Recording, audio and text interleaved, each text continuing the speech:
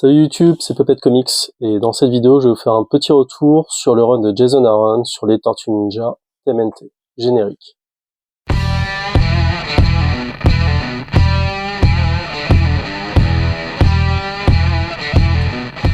Le run d'Aaron, c'est un run qui est arrivé aux États-Unis au mois de juin 2024.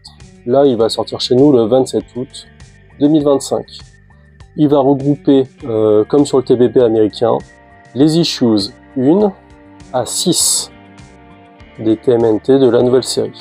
Alors comme je l'avais dit sur la précédente vidéo, c'est un soft reboot, c'est-à-dire que tout ce qui s'est passé sur la série d'avant a encore des incidences devant. Et si vous voulez mon avis, c'est qu'il y a des prérequis à avoir avant. Après, vous pouvez très bien commencer ce tome, mais vous allez vous dire, ils font référence à quoi d'ailleurs. J'ai eu ce questionnement parce que j'ai un des libraires d'Excalibur Comics, Simon, qui est assez actif sur Facebook, qui m'a dit moi j'ai lu le run, j'ai eu besoin d'avoir trop de références. Alors qu'en fait, il disait dans son message qu'il avait vu des références de Waltz et autres. Moi, je pense que finalement, ce soft reboot, il fait suite à énormément qui se sont passés sur la série, notamment Shredder in Hell, mais surtout Armageddon Game et les suites d'Armageddon Game, et les Reborn juste avant la série, c'est-à-dire les Reborn 8 et 9, avant qu'on atteigne le TMNT Alpha, qui était finalement un épilogue de la série de 2011 et une introduction à la série de 2024. Voilà, donc c'est un peu compliqué. Si vous voulez, le seul prérequis que je trouverais important, si vous voulez pas vous retaper quelques années de continuité en arrière, surtout qu'il y a pas mal de tomes qui ne sont pas sortis. D'ailleurs, si vous voulez voir l'ordre de lecture américain, je l'ai fait de manière très complète et je pense que ce sera le même en France. Il sera dans la description, checkez la vidéo si vous ne l'aviez pas vu. Donc, je reviens. Pour moi, le vrai prérequis qu'il y a avant d'attaquer le run de Jason Aaron, c'est de lire ça. Alors je sais que je vous l'avais pas conseillé avant de lire les bons TMNT Reborn. Le truc, c'est que vous allez savoir pourquoi certains événements se passent dans la lecture. Et je ne vais pas aller plus loin, je vais juste maintenant m'attacher à vous dire ce que sont devenus les personnages et dans quel état on les retrouve.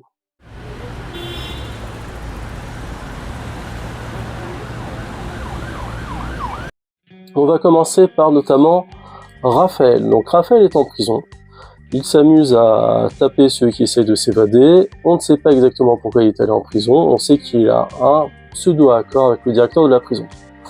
Michelangelo, c'est devenu une superstar de la télé au Japon, notamment sur une série avec les ninjas. Leonardo, il a complètement pété les plombs et il essaye de se ressourcer dans la nature, notamment avec les tortues mangeuses de cendres et de corps de l'Inde. Bon, alors ça a l'air de faire peur, mais ces petites tortues à carapace molle et à nez effilé, il essaye de se faire accepter par elle. C'est pour vous dire, il a complètement pété les plombs. Et dans le pétage de plomb, le meilleur, c'est Donatello. Donatello, il arrive finalement dans une cage où il est obligé de se battre contre des humains.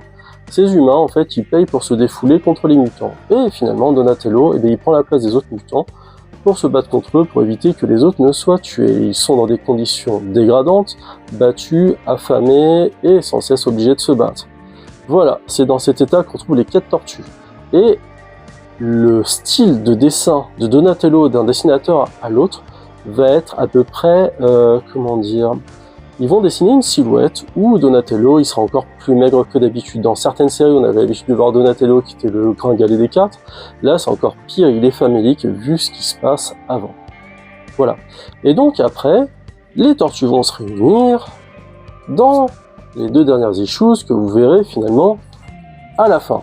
Et donc, qu'est-ce qui se passe en gros? Le clan Foot, finalement, à la fin de la destinée secrète du clan Foot, se dit on a pas mal d'adversaires et finalement on doit briller. Donc je vous le fais vite et sans trop spoiler, mais en gros, le clan Foot redevient véritablement le clan Foot.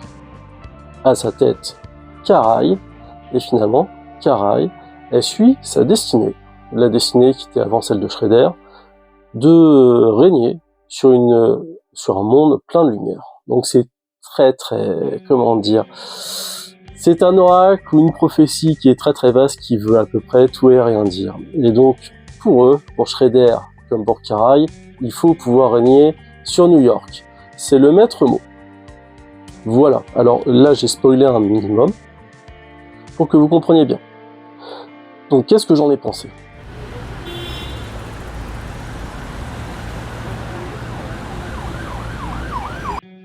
Certes, c'est un retour en source. Certes, il a été renommé numéro 1. Néanmoins, il est tributaire de certaines choses qui sont passées avant. Néanmoins, le scénario est intelligible, mais vous allez vous poser des questions parce que si vous connaissiez les Tortues Ninja, sans avoir lu les comics, mais en les connaissant des dessins animés, par exemple, voilà, vous allez vous demander pourquoi il parle de Splinter. Voilà, vous allez voir, c'est un truc assez marrant et assez morbide aussi que vous allez voir dans la série. La série, ce que j'en ai pensé, c'est que c'est le début d'une nouvelle histoire, mais qui se passe dans la continuation d'une série TMNT globale. En fait, ça se passe dans une continuité. Après, les nouveaux lecteurs, ceux qui veulent attaquer Tortue Ninja, pourquoi pas commencer par ce run-là, ça peut être une bonne entrée. Mais il va y avoir deux types de choses. Soit vous allez vous poser des questions et vous allez redevoir, lire ce qui s'est passé avant, ou juste lire ça, hein. Je pense que ça suffira si vous attaquez le nouveau run, ou alors regardez sur le net. Moi je l'ai trouvé assez moyen. Tout le monde dit que Jason Aaron c'est un super scénariste et tout ça, néanmoins j'ai trouvé que le comics était un peu poussif. J'ai bien aimé le fait qu'il s'attarde sur chaque personnage, savoir ce qu'il devenait, et puis après il se regroupe. Les dynamiques de groupe, elles ne sont pas totalement effacées, hein. On a toujours le caractère des 4 tortues, c'est très très fidèle, mais on attend un petit développement qui va venir, qui commence à devenir intéressant sur la fin de la bande dessinée, de cette bande dessinée là, et vous allez attendre la fin avec impatience. Charge pour iComics d'éditer ce tome 2 le plus vite possible, parce que même moi, en ayant lu, là, je vais pas avoir beaucoup d'avance sur vous, je pense que j'en suis à l'issues 7, voilà, et le comics il se finit à l'issues 6. Donc je sais un tout petit peu ce qui se passe après, mais vous inquiétez pas, il n'y a pas énormément de... Il y a juste un tout petit développement qui répond à certaines questions qu'on aurait pu se poser. Voilà, dites-moi ce que vous en avez pensé sur les commentaires, dites-moi si vous allez l'acheter ou ne pas l'acheter. J'espère ne pas vous gâcher le plaisir parce que je ne vous ai pas donné toute l'intrigue et elle reste finalement à découvrir et je ne voulais pas vous dégoûter de ce run. Et si vous l'avez lu et que vous regardez cette vidéo, dites-moi ce que vous en avez pensé et si vous avez des questions. C'est tout pour aujourd'hui, je vous dis à bientôt. Ciao.